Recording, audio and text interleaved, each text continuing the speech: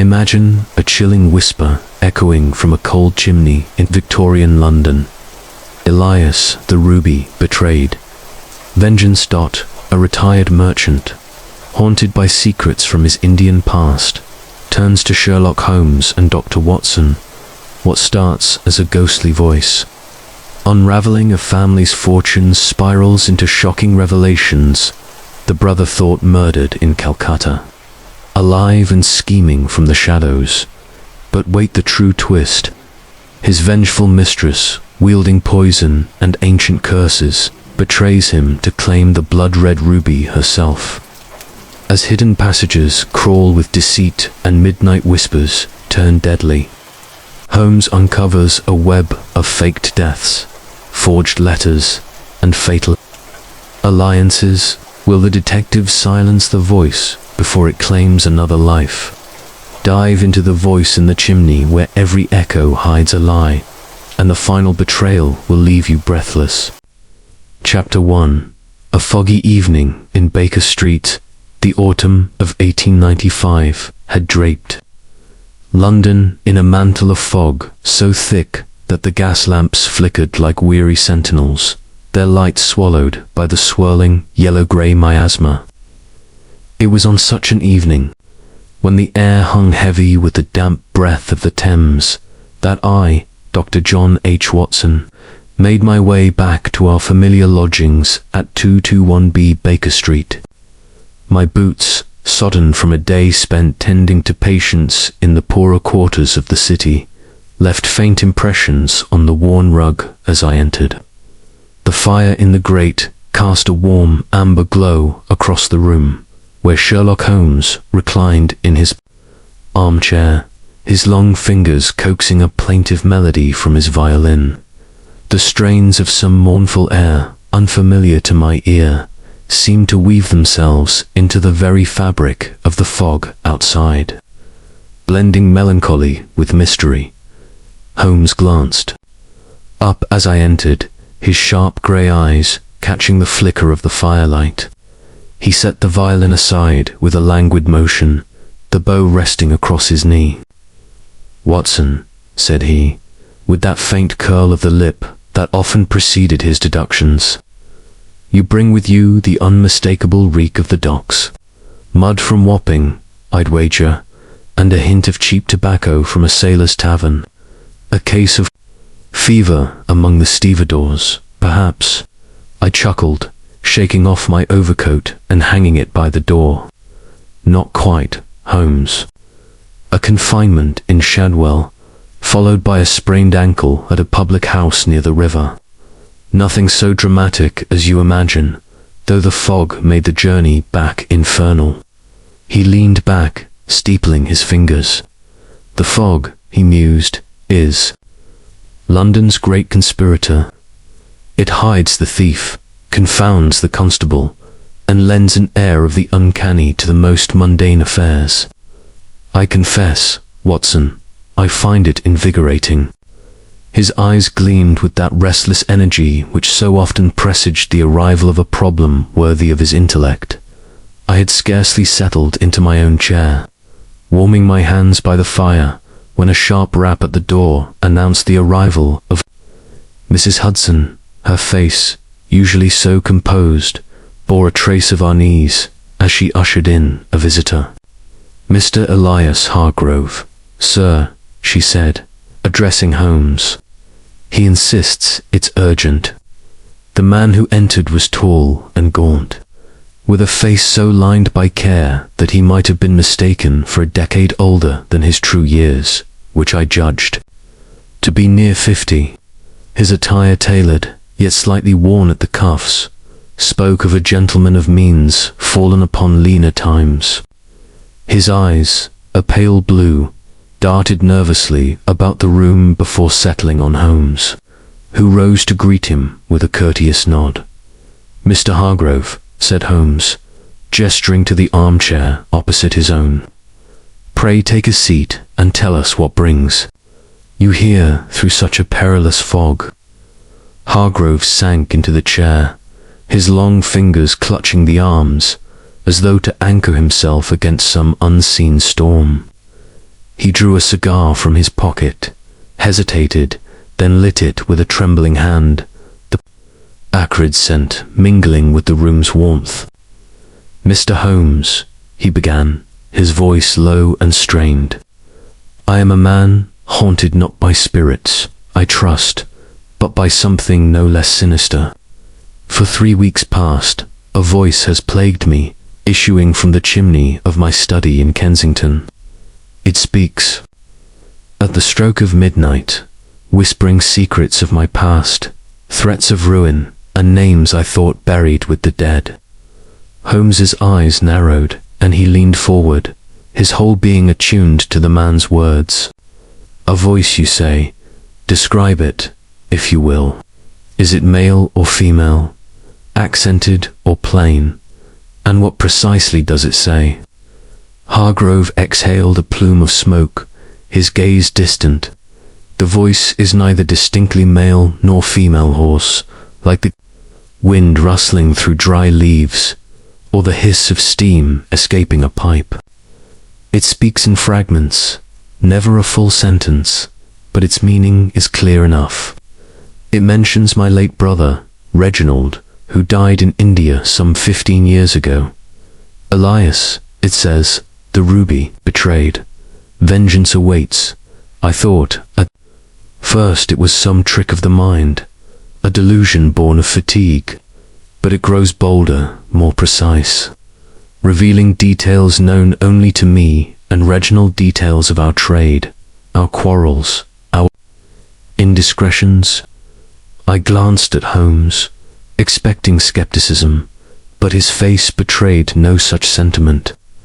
Instead, he seemed alight with curiosity, as though the very improbability of the tale fueled his interest. "And this voice," he said, "it comes only at midnight, from the chimney alone?" "Always at midnight," Hargrove confirmed, "and only from the chimney in my study. I have searched the house, the flue, even the roof, but found nothing, no wires, no devices, no sign of intrusion. Yet the voice persists, and with it, my dread." Holmes rose abruptly, pacing to the window and peering into the fog as though it might yield some clue. "A curious problem," he murmured. "A voice without a body, confined to a chimney, and tied to a past you believed interred. Tell me, Mr. Hargrove, have you enemies? Men who might wish to unsettle you?" Hargrove shook his head. "None. Living, to my knowledge. My trade was in gems and silks, and though competition was fierce, I retired from it years ago. My life now is quiet, solitary. I have no debts, no quarrels, none save this phantom voice." Holmes turned, his silhouette sharp against the window's dim glow. "And your brother's death, what were the circumstances?" A shadow crossed Hargrove's face. "Reginald was my partner in trade. We ventured to Calcutta in the 70s, dealing in precious stones. He was reckless, drawn to risks I shunned. He vanished one night after a dispute over a rubia magnificent stone, said to be cursed. The locals claimed he was murdered by thieves, though his body was never found. I returned to England alone, bearing the weight of his loss." Holmes nodded, his mind clearly racing. "Watson, what say you to a visit to Kensington tomorrow? I should like to inspect this loquacious chimney for myself."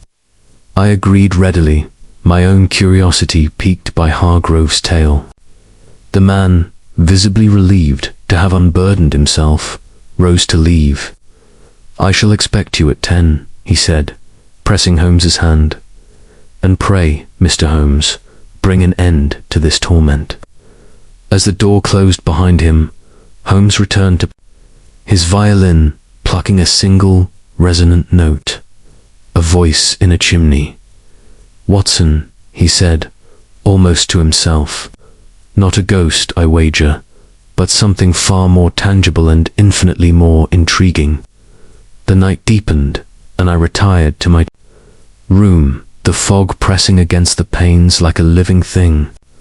As I drifted to sleep, I could not shake the image of that hoarse whisper, coiling through the dark, nor the glint in Holmes's eyes as he contemplated its source.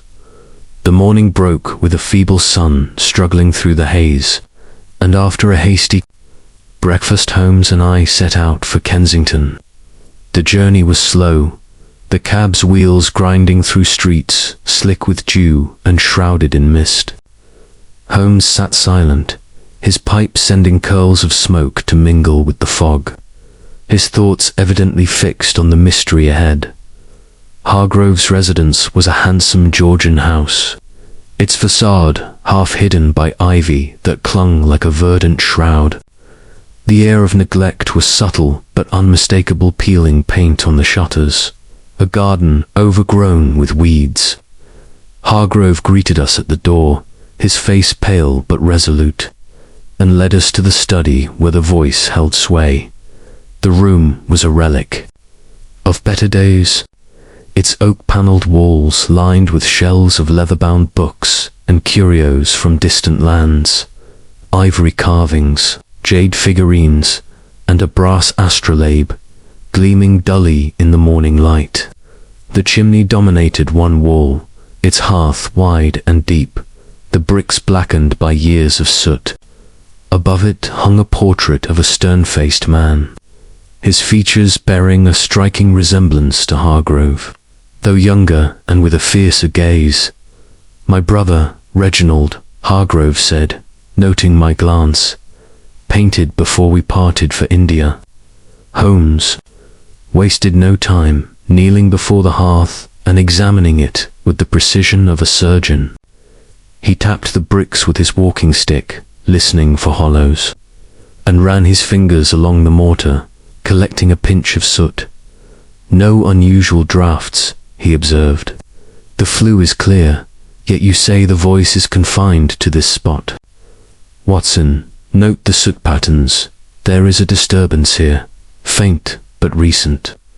I scribbled in my notebook, marveling at his eye for detail. Hargrove watched anxiously, wringing his hands. "What can it mean, Mr. Holmes?" "It means," said Holmes, rising and brushing the soot from his knees, "that your chimney is more than it seems. We shall return tonight, Mr. Hargrove, to keep vigil. If this voice speaks, I intend to hear it and to trace its source." Hargrove nodded, his relief tempered by dread. "I shall prepare a room for you both. But be warned, gentlemen, the voice is no mere trick. It knows too much." We took our leave, returning to Baker Street to prepare for the evening's investigation. Holmes spent the afternoon in a flurry of activity, consulting maps of Kensington and cross-referencing Hargrove's tale with old records of his trading ventures. "India," he muttered, poring over a ledger. "Rubies, curses, and a brother lost. There is a thread here, Watson, but it is tangled." As dusk fell, we armed ourselves with lanterns, a revolver apiece, and Holmes's ever-present kit of tools. The fog had thickened, wrapping London in a cocoon of silence broken only by the clatter of hooves and the distant cry of a newsboy. Our cab deposited us at Hargrove's door, where he awaited us, his face a mask of apprehension. The study was prepared for our vigil, the fire banked low to avoid obscuring the chimney's secrets. We settled in chairs drawn close to the hearth, the room lit only by the faint glow of embers and our lanterns' shuttered beams. The clock on the mantel ticked toward midnight, each second heavy with anticipation, as the first stroke of 12 resounded. A faint rustle stirred within the chimney, like the flutter of wings. Then came the voice, hoarse, sibilant, and chillingly distinct. "Elias, the ruby. You betrayed me. Vengeance." I gripped my revolver, my heart pounding, but Holmes was already in motion, thrusting a poker into the flue. A clatter, echoed above, as though a brick had shifted. The voice ceased abruptly, leaving only the crackle of the fire. Mechanical, I ventured, my voice low. Holmes's eyes gleamed in the lantern light. Or human ingenuity, Watson. Tomorrow, we shall dismantle this mystery brick by brick. We passed the remainder of the night in restless watch, but the voice did not return. As dawn broke, pale and cold, Holmes stood, stretching his lean frame. This is no ordinary haunting, Watson. There is purpose here, and I mean to uncover it.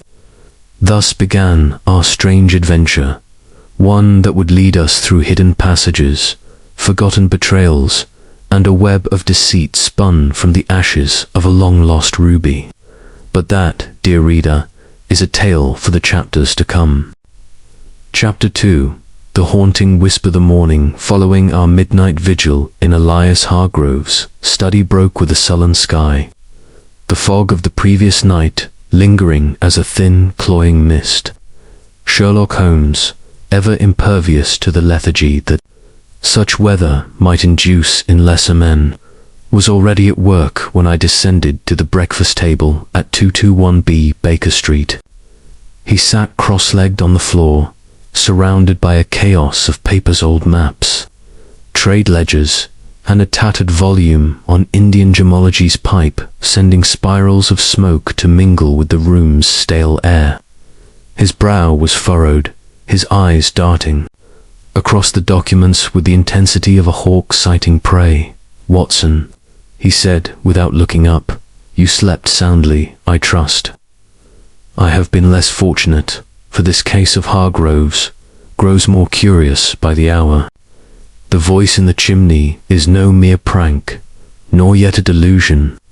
It is a calculated assault, and I intend to unmask its architect." I poured myself a cup of Mrs. Hudson's strong tea, settling into my chair. "You suspect a human hand, then?" Despite the voice's uncanny nature, Holmes glanced up, his lips twitching in a faint smile. "Uncanny it may seem, but the world is rarely so obliging as to provide genuine phantoms. No, Watson, this is a matter of cunning. I suspect a deep-rooted motive. Hargrove's mention of his brother and this ruby intrigues me. We must learn more of their history." Our breakfast was interrupted by the arrival of a telegram delivered by a breathless boy who vanished as quickly as he came. Holmes tore it open, his eyes scanning the brief message. "From Hargrove," he said. "He reports no further disturbances last night, but his nerves are frayed. He urges our swift return. Come, Watson, let us waste no time." The journey to Kensington was as dreary as the previous days, the cab's wheels cutting through puddles that mirrored the grey sky. Hargrove greeted us at his door, his face drawn and his hands unsteady as he ushered us into the familiar study. The room seemed colder now, the portrait of Reginald Hargrove staring down with an almost accusatory gaze. The chimney, silent in the daylight, loomed like a mute witness to the previous night's mystery. Holmes wasted no time, striding to the hearth and resuming his examination with renewed vigor. He produced a small magnifying glass from his pocket, peering at the bricks with the focus of a jeweler appraising a gem. "Observe, Watson," he said, beckoning me closer. "The soot here is disturbed, not by the natural settling of dust, but by deliberate interference. See these faint scratches, as though a tool, perhaps a thin blade, has been used to probe the mortar." I squinted at the marks, barely visible to my untrained eye. Could it be a mason's work? Some repair gone unnoticed? Holmes shook his head. "Too precise, too recent. And note this." He pointed to a single brick, slightly misaligned, its edges worn smooth, as though frequently handled. With a deft movement, he pressed it, and, to our astonishment, A low grinding sound echoed as a section of the hearth slid inward, revealing a narrow cavity. Dust motes danced in the shaft of light that pierced the gloom, illuminating a passage, barely wide enough for a man to crawl through. Hargrove gasped, clutching the back of a chair. "Good heavens, Mr. Holmes. A secret passage, in my own home." "It would seem so," Holmes replied, his voice calm but tinged with excitement. "This explains much.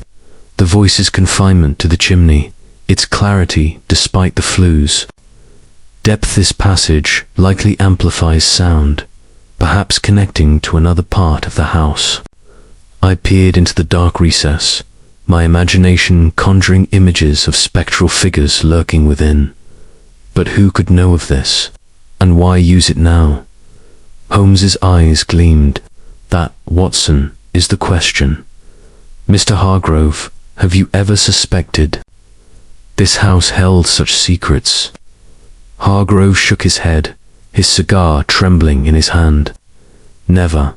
This was my father's house, built in his youth. Reginald and I played here as boys, but we knew of no hidden ways. Could it be his doing, even now?" Holmes's expression hardened. "Your brother is dead, sir, by your own account.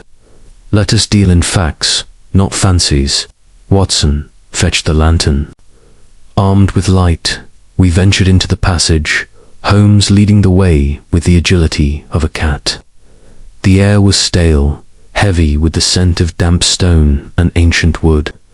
The passage sloped upward, its walls rough-hewn and marked by occasional scratches, signs of recent passage, Holmes noted. After a dozen yards, it opened into a small chamber, no larger than a cupboard, tucked within the house's attic. Here, the dust was disturbed, footprints faint but unmistakable in the lantern's glow. "Someone has been here," Holmes said, kneeling to examine the marks. "Small feet, Watson perhaps, a woman's or a slight man's. And this." He plucked a single thread from a nail protruding from the wall, holding it to the light. It was crimson silk, fine and lustrous, unlike any fabric in Hargrove's modest wardrobe. Hargrove, who had followed us with difficulty, stared at the thread in horror. Crimson, Reginald's color. He wore a scarf of that shade, a gift from a merchant in Calcutta, but he is gone. Holmes pocketed the thread, his face unreadable. "Ghosts do not leave footprints, Mr. Hargrove, nor do they shed silk. This passage suggests a living agent, one with intimate knowledge of your home and your past." We emerged from the attic, dust-laden and thoughtful, and returned to the study. Holmes paced before the chimney, his mind clearly racing. "The voice speaks of a ruby," he said at length. "Tell me, Mr. Hargrove, what became of this stone after your brother's disappearance?" Hargrove sank into a chair, his face ashen. "I sold it, years ago, to a collector named Sir Reginald Beaumont. No relation to my brother, despite the name. He paid handsomely, and I thought the matter closed. Could it be connected?" Holmes's eyes narrowed. "Beaumont. A name too. Pursue, Watson. We shall visit this collector tomorrow. For now, Mr. Hargrove, secure this passage. Let no one enter the attic until we return." As we left Hargrove's house, the mist had thickened, cloaking Kensington in an eerie silence. Holmes walked with purpose, his stick tapping the pavement. A secret passage, a crimson thread, and a ruby tied to a dead man's name, he mused. "This is no simple haunting, Watson. There is a mind at work here, and I mean to know its purpose." Back at Baker Street, Holmes retreated to his chemical table, analyzing the crimson thread under a microscope while I chronicled the days. Events. The thread, he declared, was of Indian origin, dyed with a rare pigment used in the textiles of Bengal. "A clue," he said, "but not yet a solution. Tomorrow we shall see what Sir Reginald Beaumont knows of Ruby's End of Whispers." In the dark, as I retired that night, the memory of that hoarse, chilling voice lingered. A riddle wrapped in the shadows of Hargrove's past. Holmes, I knew, would not rest until he had unravelled it, and I resolved to follow wherever his keen intellect might lead. Chapter 3. The Journey to Kensington. The dawn of the third day in our investigation broke with a pallid light filtering through the curtains of 2-1B Baker Street, casting elongated shadows across the cluttered room where Sherlock Holmes and I had spent the previous evening in deep deliberation. Holmes, who had scarcely slept, was already attired in his travelling coat, his keen eyes scanning a map of London spread upon the table. The crimson thread from Hargrove's attic lay beside it, a silent testament to the enigma we pursued. "Watson," he said as I entered, "our path leads us deeper into this labyrinth. The journey to Kensington awaits, but first we must arm ourselves with knowledge of Sir Reginald Beaumont. His name echoes too conveniently with that of Hargrove's lost brother." I nodded, pouring coffee from the pot Mrs. Hudson had left. "A collector of gems, you say? Perhaps he holds the key to this ruby's curse." Holmes folded the map with a snap. "Curses are for the superstitious, Watson. We deal in motives and methods. Beaumont's residence in Mayfair is our destination. Let us see what secrets his trove yields." The streets of London were awakening as our hansom cab rattled westward, the fog lifting to reveal a city bustling with vendors and clerks. Holmes sat in silence, his pipe clenched between his teeth, exhaling plumes that danced in the chill air. I watched the passing scenery, the grand facades of Regent Street, giving way to the more subdued elegance of Mayfair, pondering the twists that had already unfolded. The secret passage, the whispering voice, and now this link to a man who shared a name with the dead. Sir Reginald Beaumont's mansion stood imposingly on a quiet square, its stone exterior adorned with carvings of mythical beasts, as if guarding the treasures within. A butler, stiff and impassive, admitted us to a drawing room overflowing with artifacts: Egyptian scarabs in glass cases, Persian rugs underfoot, and shelves groaning under the weight of ancient tomes. Beaumont himself appeared shortly, a portly gentleman with a florid face and a monocle perched on his nose. His handshake was firm, but his eyes held a wariness that did not escape Holmes's notice. "Mr. Holmes, Dr. Watson," he boomed, gesturing to velvet chairs. "To what do I owe this honor? Your reputation precedes you." Holmes wasted no preamble. "Sir Reginald, we come on behalf of Mr. Elias Hargrove. He speaks of a ruby you purchased from him, a stone tied to his brother's fate in India. We seek details of that transaction." Beaumont's monocle glinted as he adjusted it. "Ah, the Hargrove ruby, a magnificent specimen, blood-red and flawless. I acquired it some years ago, yes. Locked in my safe now, away from prying eyes. But why the interest? Has Hargrove regrets?" "Not regrets," Holmes replied, his gaze steady. "Troubles, a voice plagues him, whispering of betrayal and vengeance, mentioning the ruby explicitly." "You know nothing of this." Beaumont laughed, a forced bark, a voice. "Sounds like a case for a spiritualist, not a detective. I assure you, gentlemen, my dealings with Hargrove were straightforward. No grudges, no ghosts." I observed the man closely, noting the slight tremor in his hand as he reached for a decanter. Holmes, ever observant, glanced at the ashtray on the side table, a discarded cigar stub, its band marked with a Cuban insignia. "You smoke, Sir Reginald?" Holmes inquired casually. Beaumont snorted. "Abhor the habit. Filthy vice. That stub must be from a visitor. My nephew, perhaps." Holmes nodded politely, but as we rose to leave, he deftly pocketed the stub when Beaumont's back was turned. Outside, in the cab bound for Baker Street, Holmes examined it. Cuban, Watson, identical to Hargrove's preferred brand, yet Beaumont claims to detest tobacco, a discrepancy worth noting. Back at our lodgings, Holmes subjected the stub to scrutiny under his lens. "Fresh," he murmured, "smoked within days. And this ash mingled with a trace of opium. Not Hargrove's vice, but perhaps another's." The afternoon brought a telegram from Inspector Lestrade, whom Holmes had wired earlier. It confirmed Beaumont's movements, seen near Kensington on several nights coinciding with the voice's appearances. His alibi, a solitary evening at his club, crumbled under witness accounts. He lied, Holmes said, his eyes alight. But to what end? We returned to Hargrove's that evening, the sun dipping low, casting long shadows over the ivy-clad house. Hargrove, more haggard than before, led us to the study. The voice came again last night, he whispered, stronger, more insistent. "The ruby is mine. Blood for blood."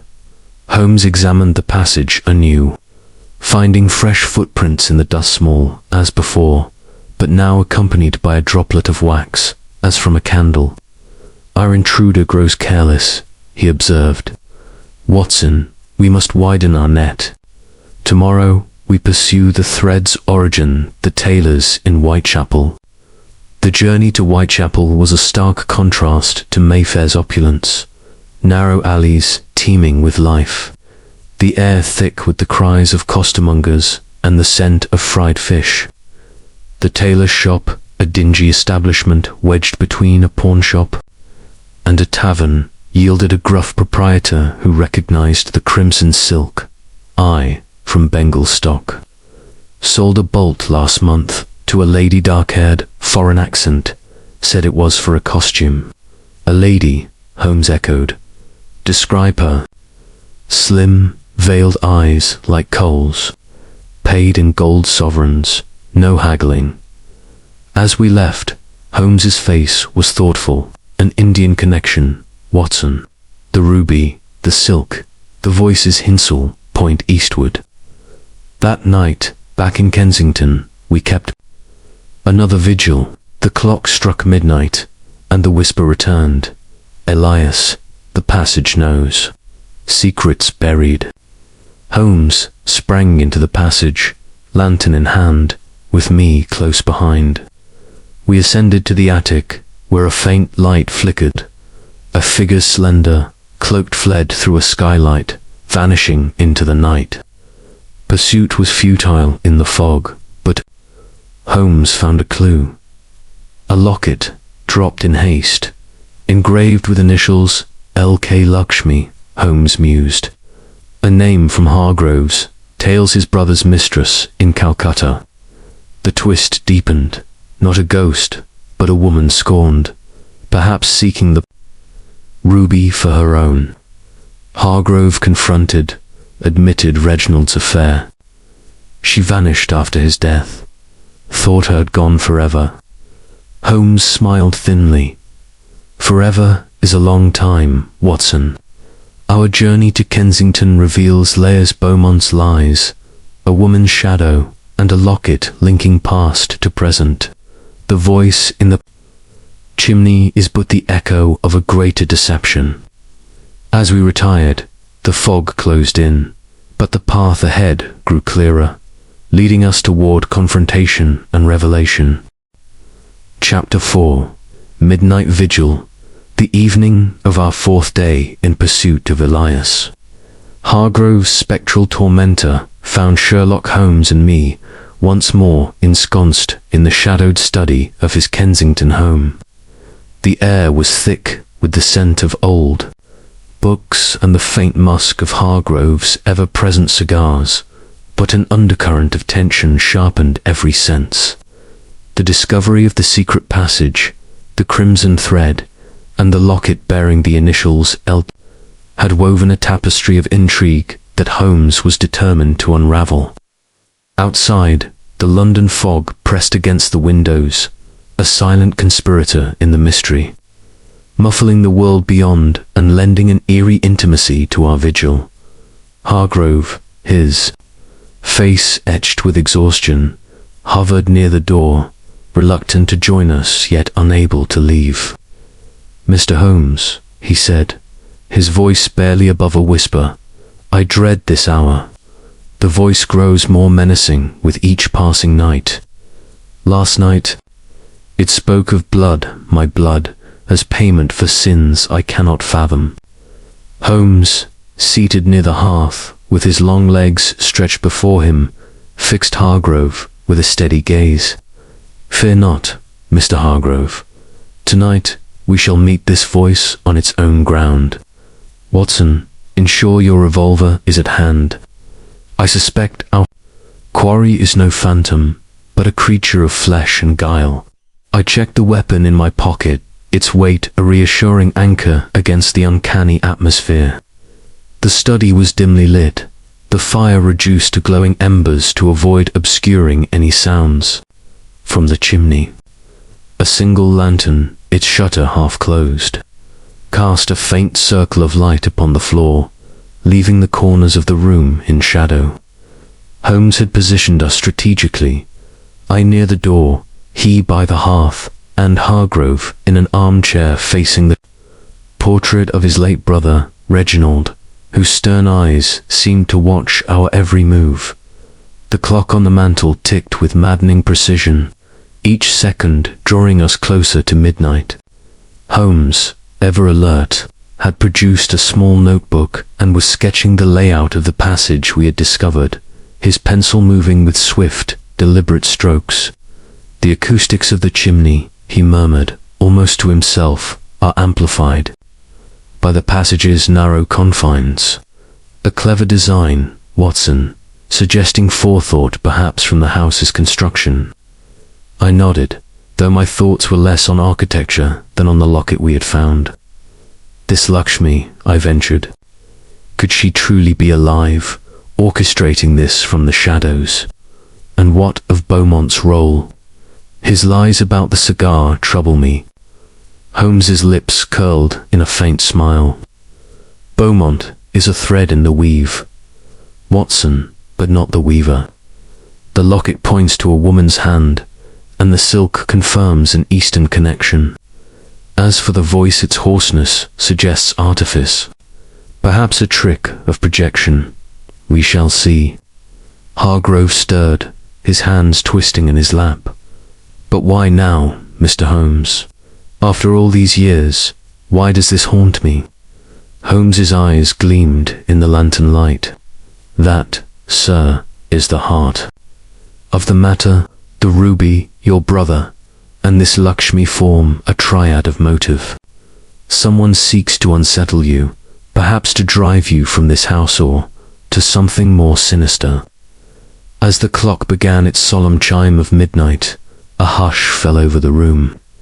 My pulse quickened, and I gripped the revolver tightly, my eyes fixed on the black mouth of the chimney.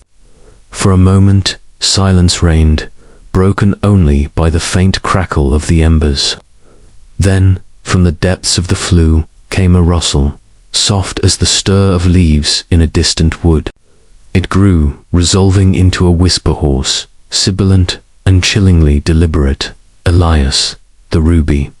Stolen, blood will answer." Hargrove gasped, his face blanching, but Holmes was already in motion, springing to the hearth with the agility of a panther. He thrust a poker into the flue, probing the darkness with swift, precise jabs. A sharp clatter echoed above, as though a loose brick or some hidden mechanism had been struck. The voice ceased abruptly, leaving an oppressive silence in its wake. "Quickly, Watson," Holmes cried, seizing the lantern and diving into the secret passage we had uncovered the previous day. I followed, my heart pounding, as Hargrove hesitated, then trailed behind, his breath ragged. The passage was as we had left it, its walls rough and damp, the air heavy with the scent of stone and decay.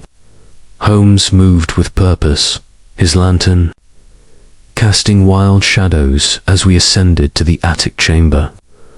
The footprints we had seen before were overlaid with fresh marks, and a faint smear of wax lightly from the candle we had noted glistened on the floor. But the chamber was empty. The skylight through which our quarry had fled the previous night now firmly shut. Holmes knelt, examining the floor with his magnifying glass. "The wax is fresh," he said, "dripped within hours.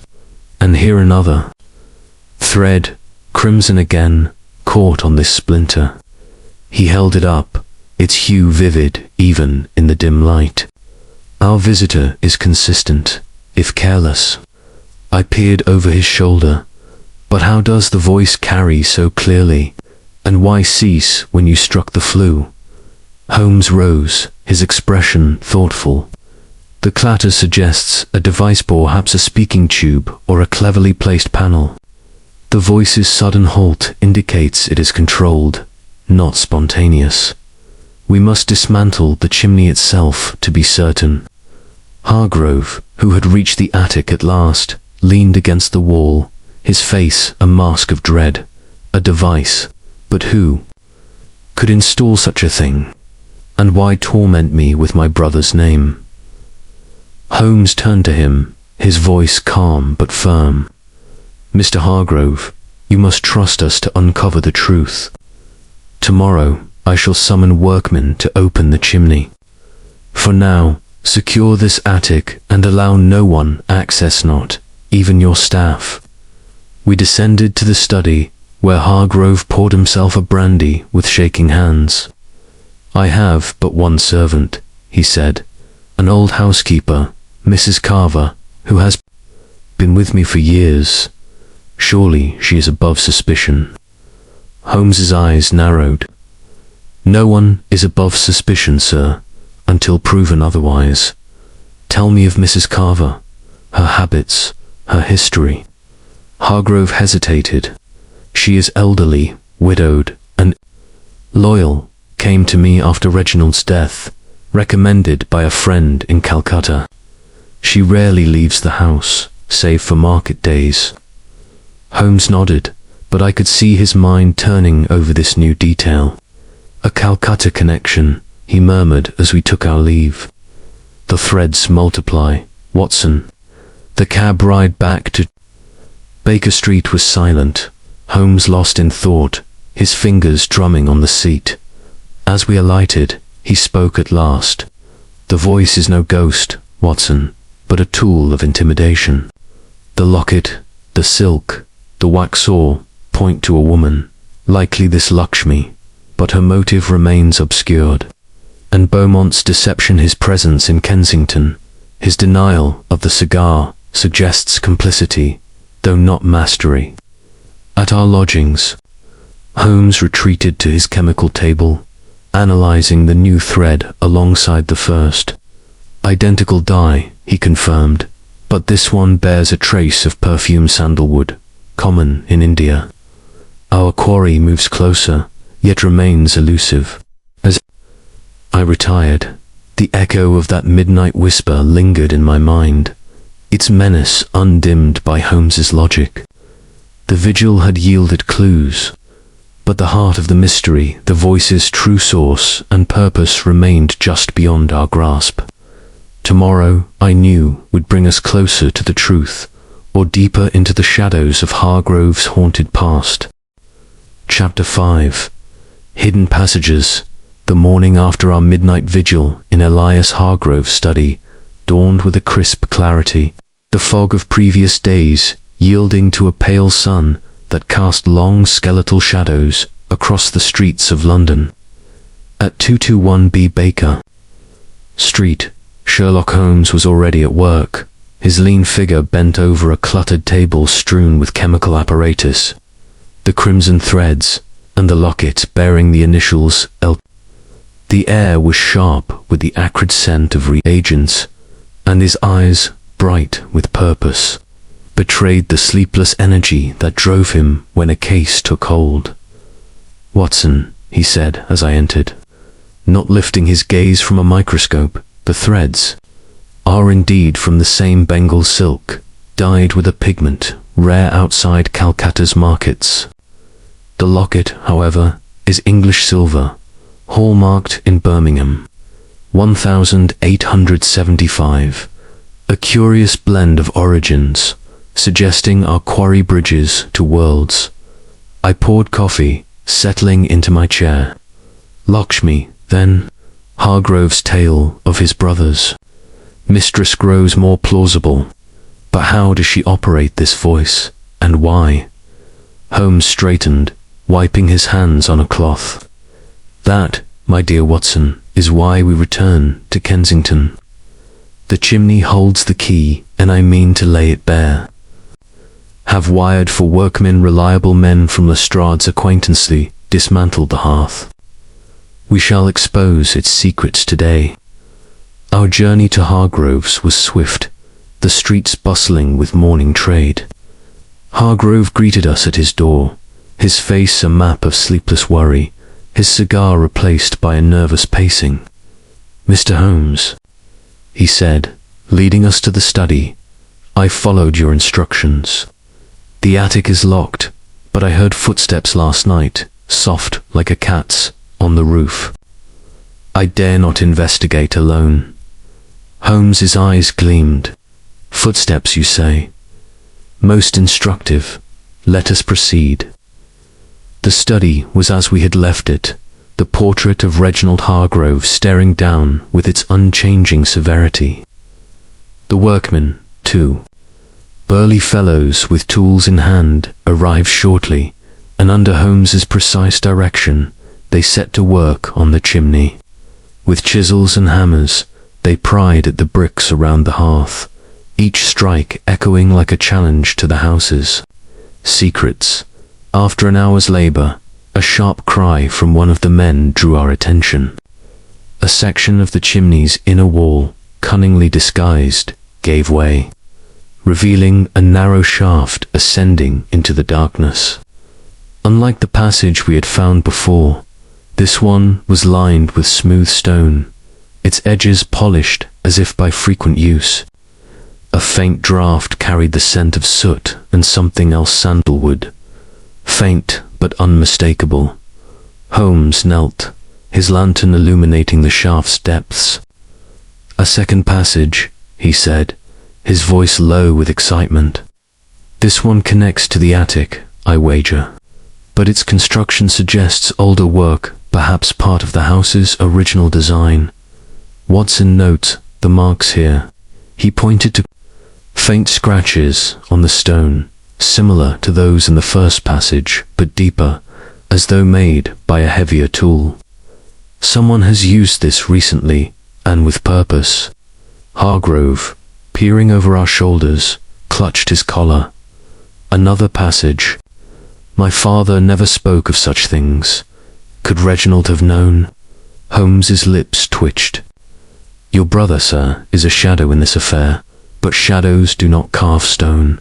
This is the work of a living hand. Let us ascend." With caution, we entered the shaft, Holmes leading with his lantern, I following, and Hargrove bringing up the rear, his breath uneven. The passage was tighter than the first, forcing us to crawl at times, the walls pressing close. After a steep climb, it opened into a concealed nook within the attic, adjacent to the chamber we had explored before. Here, the dust was thick but disturbed, revealing more footprints, small as before, but now mingled with larger ones, suggesting multiple visitors. Holmes examined the floor, his magnifying glass glinting. "Two sets of prints," he said. The smaller, likely Our Lady of the Crimson Silk. The larger boots, well worn, size 10, with a distinctive heel mark. "A man, Watson," and one not averse to manual labor. He paused, lifting a small object from the dust, a brass button, tarnished but engraved with a crest. A lion rampant, unfamiliar to me but clearly significant to Holmes, who pocketed it with a thoughtful frown. Hargrove, trembling, pointed to a corner where a bundle of rags lay. Holmes unfolded them to reveal a length of bamboo, hollowed out and fitted with a mouthpiece. A speaking tube, he declared, holding it to the lantern's light. Primitive but effective. Placed within the chimney, it could project a voice with eerie clarity, especially if amplified by the shaft's acoustics. I marveled at the ingenuity. So the voice was no ghost, but a mechanical trick. Precisely, Holmes said. The hoarseness, the timing, all contrived to unnerve. But the question remains, who wields this device, and to what end? We returned to the study, where the workmen sealed the passage temporarily at Holmes's instruction. Hargrove sank into a chair, his face pale. This tube, it explains the voice, but not the knowledge it carries. The ruby, my brother's betrayal, only Reginald knew those secrets. Holmes paced before the hearth, his stick tapping rhythmically. Knowledge can be learned, Mr. Hargrove, or stolen. The locket suggests Lakshmi, but the button and larger footprints point to another. We must trace this crest. He turned to me. Watson, you recall the cigar stub from Beaumont's? I have sent it to a tobacconist for analysis. Its opium trace may link our players. That afternoon, back at Baker Street, a reply arrived from the tobacconist. The cigar was indeed Cuban, laced with a rare opium blend favored in Calcutta's underworld. Another thread to India, Holmes mused, pinning a map of Calcutta to the wall. Lakshmi, the ruby, and now this opium. The plot thickens. Watson. He dispatched a wire to Lestrade, requesting records on any Indian nationals recently arrived in London, particularly women, matching the tailor's description. Meanwhile, he cross-referenced the brass button's crest with a heraldic index, his fingers flying through pages. A minor house, he said at last, extinct since the 70s, but their estate was near Calcutta. A servant, perhaps, or an heir in hiding. As night fell, Holmes lit his pipe, the smoke curling like a question mark. The hidden passages, Watson, are more than architectural quirks. They are veins in this house, carrying secrets from India to Kensington. Lakshmi, or her agent, uses them to weave a web of fear. But why? Revenge, greed, or something deeper? I retired with the weight of these questions, the image of that bamboo tube vivid in my mind. The voice in the chimney was no longer a mystery of sound, but its purpose remained a shadow, one that Holmes's relentless logic would soon illuminate. Chapter 6. The Indian Connection. The morning sun, struggling through a veil of clouds, cast a feeble light over Baker Street as Sherlock Holmes and I prepared for the next phase of our investigation into Elias Hargrove's haunting, the study.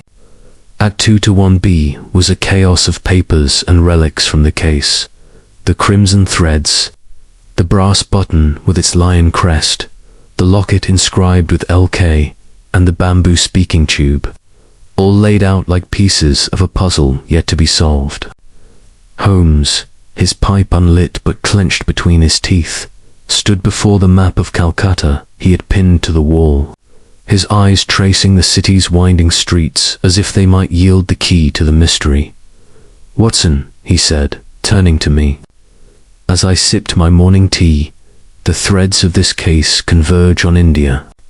The ruby, the silk, the opium-laced cigar, and now this crest tied to a Calcutta estate. They form a pattern, one woven by someone with intimate knowledge of Hargrove's past. Today, we delve deeper into that history. I set down my cup, intrigued. You suspect Lakshmi is the orchestrator then? Or is there another player we've yet to uncover? Holmes's lips twitched in that faint, enigmatic smile. Lakshmi is a shadow in this affair, but shadows require light to cast them. The button suggests a second figure, likely male, and the crest points to a connection older than Hargrove's own tale. We must learn more of his brother Reginald's life in India, his supposed death. Our first task was to revisit Hargrove, whose Kensington home had become the epicenter of our inquiry.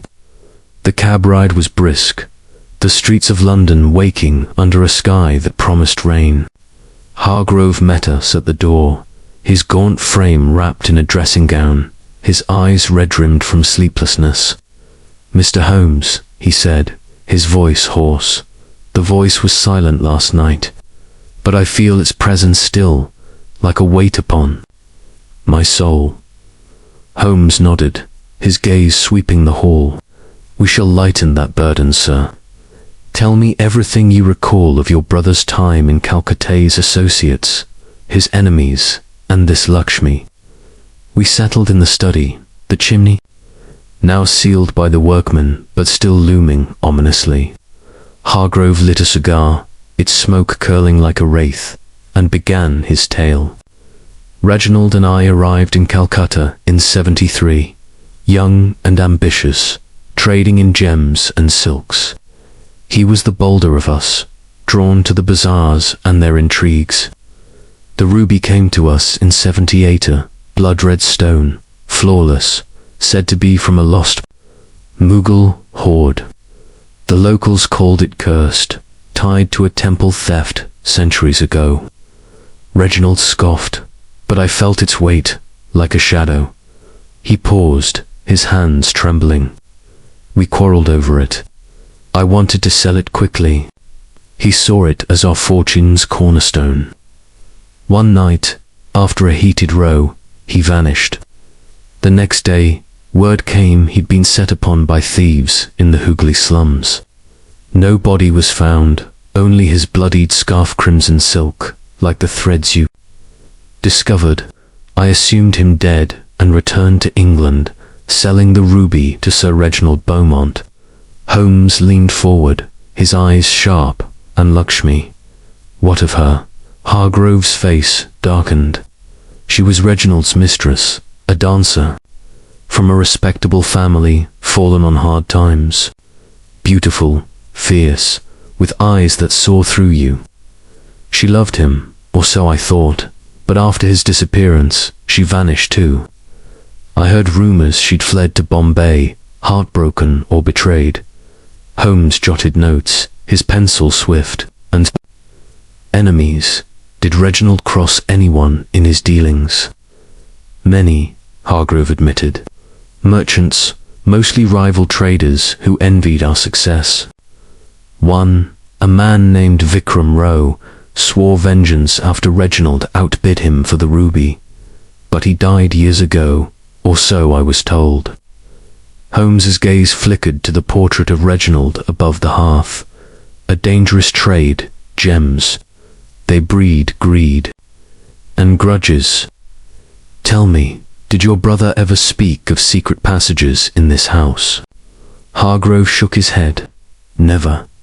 We played here as boys, but such things were beyond our ken. Could Lakshmi have learned of them? Someone did, Holmes replied, rising. I must examine the attic again. We ascended to the concealed chamber, where the footprints and wax drippings remained undisturbed. Holmes knelt, his magnifying glass tracing the larger prints. These boots, he said, bear a pattern common to colonial officers, sturdy, made for India's rough terrain. The crest on the button suggests a connection to the old estate you mentioned. We must trace its history. Back at Baker Street, Holmes dispatched wires to contacts in Calcutta, seeking records of the estate and any surviving heirs. Meanwhile, He pored over a directory of London's Indian community, cross-referencing names with Lestrade's reports on recent arrivals. One entry caught his eye: a woman named Leela Khan, registered as a seamstress in Whitechapel, arrived from Calcutta 6 months prior. LK, he murmured. A coincidence, perhaps, but I distrust coincidences.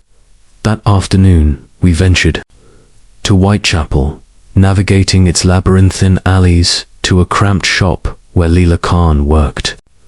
She was a slight woman, her dark hair veiled, her eyes wary as we introduced ourselves. Holmes produced the locket, watching her closely. "Do you recognize this, Miss Khan?" Her fingers twitched, but her voice was steady. "No, sir, many. Such trinkets come from India. Why do you ask?" Holmes smiled thinly, a matter of a voice heard in a chimney. "You know nothing of it." Her gaze faltered, but she shook her head. "I so, sir, nothing more." As we left, Holmes noted a spool of crimson silk on her table, identical to our threads. "She knows more than she admits," he said, "but fear holds her tongue. We must apply pressure elsewhere." That evening, a reply came from Calcutta. The estate tied to the Lion Crest had belonged to a British officer, Captain Henry Mortimer, who died in '79, leaving a son, James, who vanished after serving in India. Another thread, Holmes said, pinning the name to his map. "Mortimer's son may be our booted man." As night fell, we prepared for another vigil at Hargrove's. But a twist emerged. A note slipped under our door, written in a flowing hand. "Beware the ruby's curse," it read. "The chimney speaks truth." Holmes examined it, noting traces of sandalwood scent and a faint watermark Calcutta paper mill. The plot thickens. "Watson," he said, his eyes alight. "Leela Khan, or Lakshmi, plays a deeper game. She warns us, perhaps to protect herself, or to misdirect. Tomorrow, we confront Beaumont again and seek this James Mortimer. The Indian connection binds them all, and I mean to cut its knots." As I retired, the note's words echoed in my mind. A chilling reminder that the voice in the chimney was but the surface of a deeper, darker truth, rooted in the sands of a distant land. Chapter 7. The collector's den. The morning air in London carried a sharp bite as Sherlock Holmes and I set out for Mayfair. The 7th day of our investigation into the haunting of Elias Hargrove's chimney. The previous day's revelations, the Calcutta connections, the cryptic note, and the elusive Leela Khan had only deepened the enigma, and Holmes's restless energy was palpable as we boarded a hansom cab. His fingers drummed on the seat, his pipe unlit but ever present, as he murmured, "Watson, we tread a delicate path today. Sir Reginald Beaumont holds a piece of this puzzle, and I intend to prize it from him." The streets of Mayfair unfolded in stately splendor, their elegant facades a stark contrast to the squalor of Whitechapel. Beaumont's mansion loomed ahead, its carved stone beasts glaring down as if to ward off intruders. The butler, as impassive as before, admitted us to the same opulent drawing-room, where the air was heavy with the scent of polished wood and ancient artifacts. Sir Reginald appeared promptly, his florid face betraying a flicker of unease beneath his polished smile. "Mr. Holmes, Dr. Watson," he said, adjusting his monocle, "back so soon. Have you tired of chasing ghosts?" Holmes's eyes were steely. "No ghosts, Sir Reginald, but men and women who weave shadows. We speak again of the ruby you purchased from Elias's Hargrove. Its history is tied to a voice that plagues him, and I suspect you know more than you've admitted." Beaumont's laugh was hearty but strained, preposterous. I bought the stone fairly, locked it in my safe, and there it remains. As for voices, I deal in gems, not fairy tales." Holmes leaned forward, his voice low and precise. "Yet your cigar ashtray tells a different tale. A Cuban stub, laced with opium, matches those smoked by Hargrove. You claim to abhor tobacco, yet such evidence lingers. And your presence in Kensington on nights the voice was heard. Coincidence, perhaps." Beaumont's monocle slipped, his hand steadying it with effort. "You overstep, Mr. Holmes. My nephew visits, smokes those vile things. As for Kensington, I have business, they're nothing sinister." Holmes's smile was thin. "Business, that. Leaves no trace at your club, where you claimed to be. Let us see the ruby, Sir Reginald. Its presence may clarify matters." With visible reluctance, Beaumont led us to a study lined with oak cabinets, where a heavy safe stood in one corner. He worked the combination, revealing a velvet-lined box containing a ruby the size of a pigeon's egg, its facets catching the light in a blaze of crimson fire. "There," he said, "untouched since I bought it." Holmes examined the stone. Through his lens, his expression unreadable. "A remarkable gem," he said, "but its curse, it seems, is not in its hue but its history. Tell me, did you ever meet Reginald Hargrove, or his mistress, Lakshmi?" Beaumont's face tightened. "Never. I dealt only with Elias. This Lakshmi is a name from Hargrove's tales, nothing more." As we prepared to leave, Holmes paused by the ashtray, where another cigar stub lay, fresh and bearing the same Cuban band. With a swift motion, he pocketed it, unnoticed by Beaumont. Outside, he held it to the light, identical to the first, Watson, and still warm. "Our collector is careless or desperate." Back at Baker Street, Holmes subjected the new stub to analysis, confirming the opium trace and a faint residue of sandalwood, perfume matching the scent on the cryptic note. "Beaumont is entangled," he said, "but not the mastermind. His lies protect another or himself from exposure." A wire from Lestrade arrived, detailing James Mortimer, the missing heir of the Calcutta estate. "Last seen in London 2 months ago," Holmes read, "working as a dockhand under an assumed name, a man of rough habits, but no criminal record yet." Holmes turned to his files, pulling a dossier on Calcutta's gem trade. "The ruby," he said, "was rumored to have been stolen from a temple. Its theft sparking feuds among traders like Vikram Rowe. If Mortimer's family had ties to that estate, he may know of the rubies passed in its passages." That evening, we returned to Hargrove's to inspect the attic chamber once more. The speaking tube lay where we had left it, but Holmes noticed a new detail, a faint scratch on the bamboo, etched with a singular crescent moon, barely visible. "A mark of the Thuggee cult," he said, his voice grave. "Rare now, but active in Calcutta during the Hargrove's time. This deepens the Indian connection." Hargrove, summoned to the attic, paled at the symbol. Reginald spoke of such cults, he said, thieves who worshipped Collie and preyed on travellers. Could they pursue the ruby still? Holmes's eyes narrowed. Not a cult, but an individual using its symbols to terrify. The crescent moon is a signature, perhaps Lakshmi's or Mortimer's. We must find them. A visit to the docks followed, where we tracked a man matching Mortimer's description, a burly figure with weathered boots and a guarded demeanour. Under Holmes's probing, he admitted to working in Kensington, hired for odd jobs by a veiled woman who paid in gold. She spoke of a ruby, he said, and a debt owed. I didn't ask questions. Holmes pressed him on the lion crest button, but Mortimer denied knowledge, his eyes shifting. As we left, Holmes murmured, "He lies, Watson, but fear binds him. The woman Lakshmi, or Lila, can holds the reins."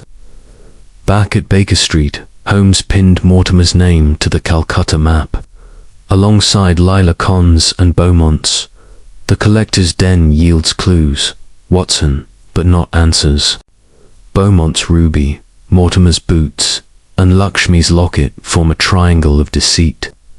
Tomorrow, we seek the woman herself, find the truth behind the crescent moon. As I retired, the ruby's crimson glow lingered in my mind, a beacon of greed and vengeance that drew us ever deeper into the shadows of Hargrove's past. Chapter 8. Shadows in the Attic Day. 8th day of our investigation into the haunting of Elias Hargrove's chimney dawned with a restless energy that seemed to permeate the very walls of 2-1B Baker Street. Sherlock Holmes, who had spent the night poring over his notes and the artifacts we had collected, the crimson threads, the opium-laced cigar stubs, the locket with LK, and the brass button with its lion crests, stood by the window, his silhouette sharp against the grey morning light. His pipe, unlit, dangled from his lips as he stared into the street, where a drizzle had begun to slick the cobblestones. "Watson," he said, turning abruptly, "the threads of this case are tightening. The crescent moon on the speaking tube, the Calcutta connections, and now James Mortimer's evasions, they point to a conspiracy rooted in greed, but cloaked in fear. Today, we return to Hargrove's attic. The shadows there hold answers." I nodded, finishing my breakfast hastily. "You suspect Lakshmi or Lila Con is orchestrating this? And what of Mortimer? His role seems peripheral, yet those boots suggest otherwise."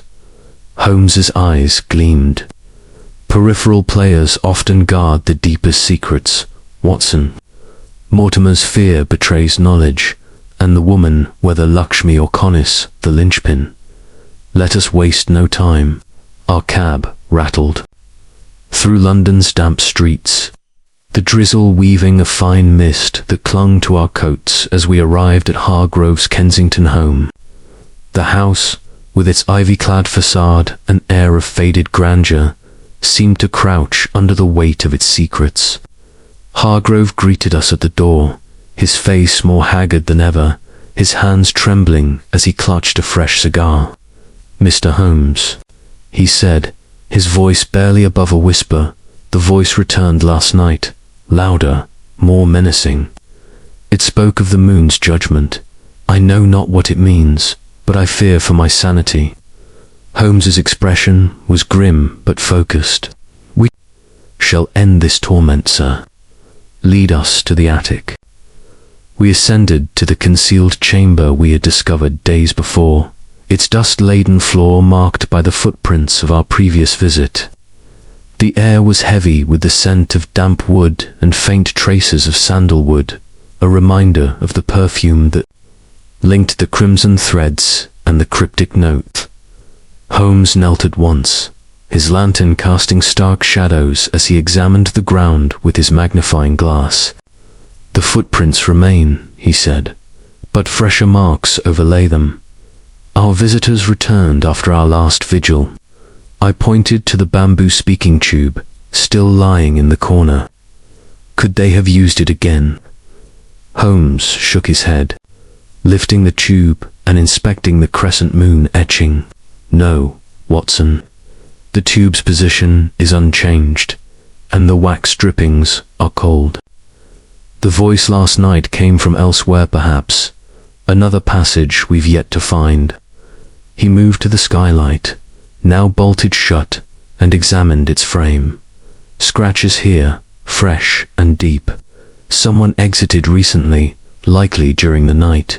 Hargrove, hovering at the chamber's entrance, clutched his cigar tightly. "The footsteps on the roof," he said. I told you, Mr. Holmes, I heard them. Could it be her? Holmes's gaze was sharp. Lakshmi, you mean? Or another? Tell me. Mr. Hargrove, did your brother ever mention the Thuggee cult beyond their reputation? Any specific names, rituals, or symbols? Hargrove frowned, his brow furrowing. Reginald spoke little of such things, but once, after too much brandy, he mentioned a manor priest of sorts, who dealt in stolen gems. He called him the Moon's Blade, a title, not a name. I thought it mere fancy, but the crescent moon. Could it be? Holmes's eyes narrowed. A title tied to the Thuggee, perhaps. The ruby's theft from a temple would align with their practices. We must pursue this Moon's Blade and the woman who bears his mark. We descended to the study, where Holmes instructed Hargrove to keep the attic locked and to admit no one, not even his housekeeper. Mrs. Carver, her Calcutta origins trouble me, Holmes said as we left. Loyalty is no shield against motive. Our next move took us to the British Museum, where Holmes sought an expert in Indian antiquities. A Dr. Evelyn Pritchard, known for her studies of Mughal artifacts. Her office, a cramped room filled with manuscripts and statuettes, buzzed with scholarly chaos. Dr. Pritchard, a wiry woman with sharp eyes, examined the crescent moon sketch Holmes presented. Thuggee, she confirmed, her voice low. The symbol is rare, used by a sect active in the 1870s. They revered Kali and marked their tools with such sigils. The Moon's Blade was a rumored leader, never caught, said to broker stolen temple treasures. Holmes showed her the locket. And this, could it belong to a woman tied to such a figure? Dr. Pritchard studied it. The initials L could be anyone's, but the Birmingham hallmark suggests it was a gift, perhaps from an Englishman in India. A lover or a conspirator. Back at Baker Street, Holmes cross-referenced Dr. Pritchard's insights with his files on Calcutta's criminal underbelly.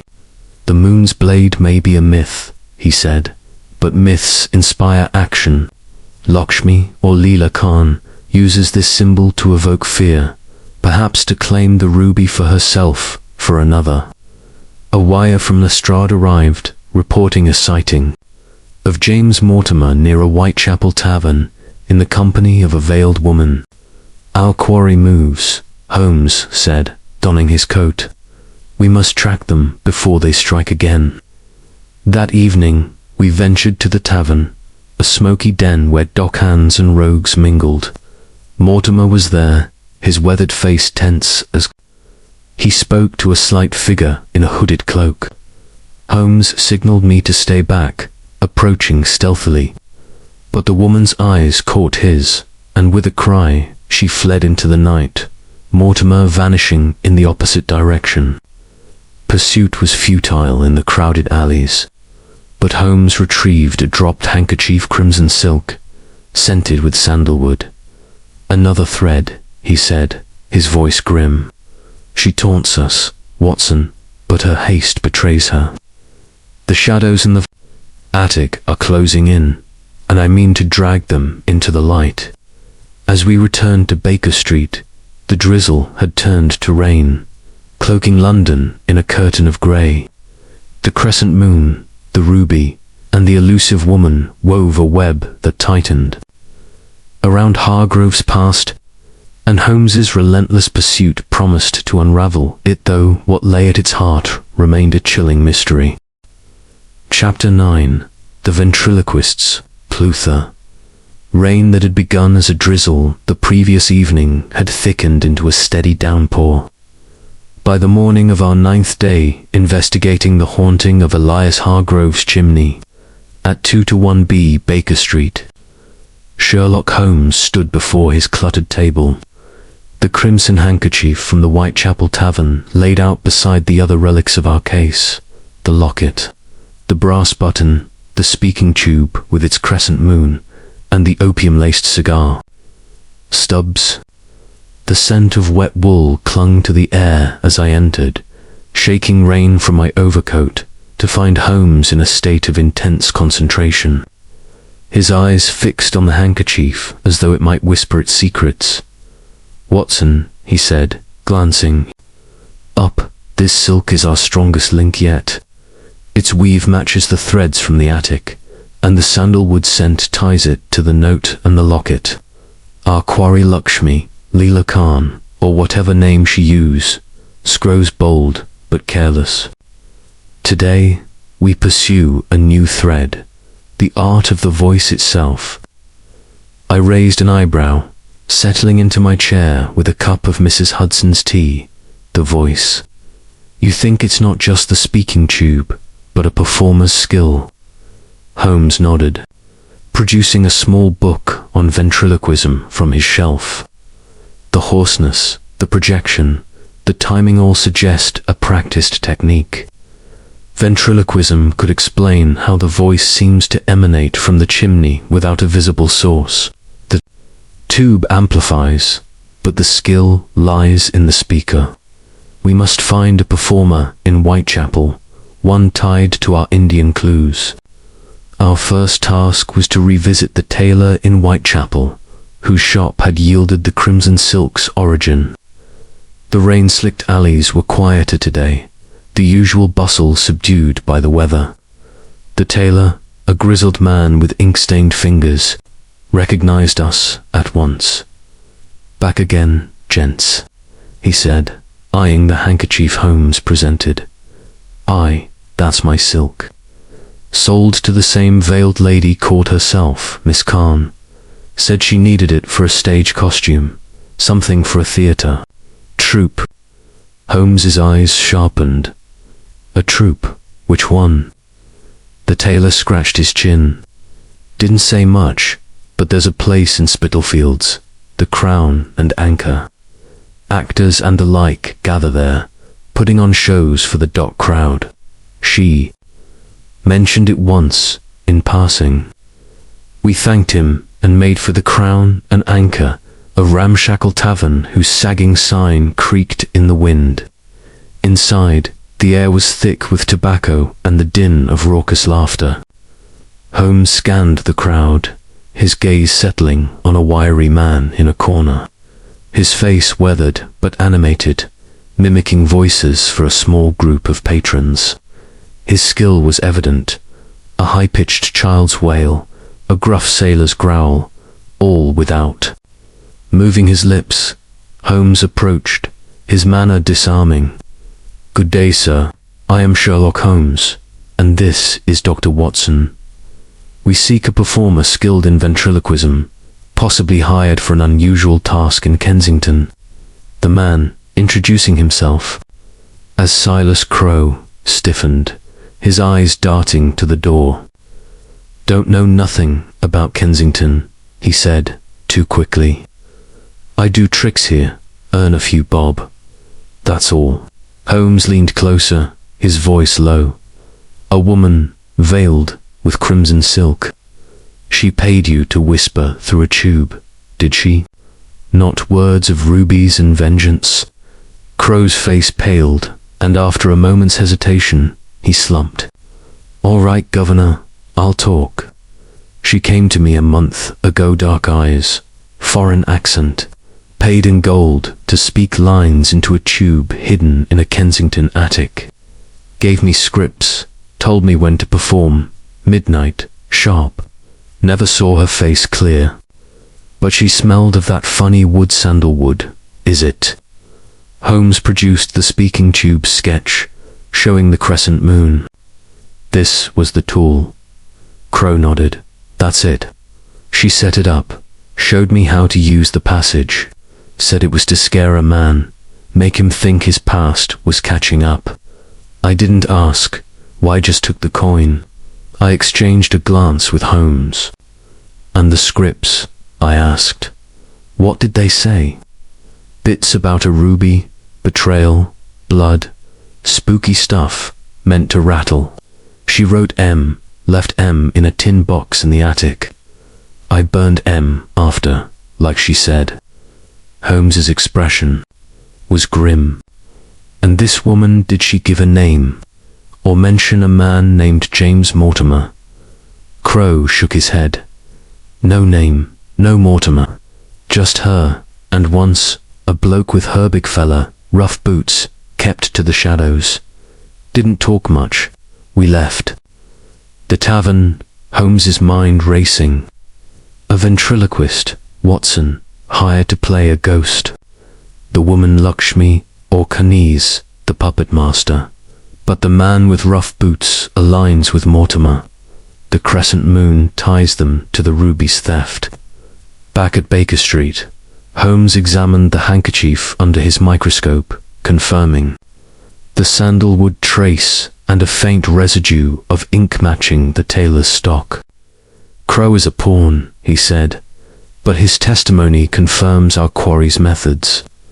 The scripts, burned or not, point to a calculated plan to drive Hargrove to despair. A wire from Lestrade arrived, reporting no further sightings of Mortimer or the veiled woman, but a new lead. A lodging house in Soho, rented by a Miss Elcon 2 weeks prior. We move tonight, Holmes said, checking his revolver. The ventriloquist's clue narrows our hunt. Under cover of darkness, we reach the Soho lodging, a dingy building tucked behind a gin shop. The landlady, a sour-faced woman, confirmed. A tenant matching Leela Khan's description, veiled quiet, paying in advance. Her room, however, was empty, save for a single crimson scarf and a scrap of paper with the crescent moon symbol. Alongside the words, "The Ruby Calls." Holmes pocketed the paper, his eyes alight. She flees, Watson, but leaves her mark.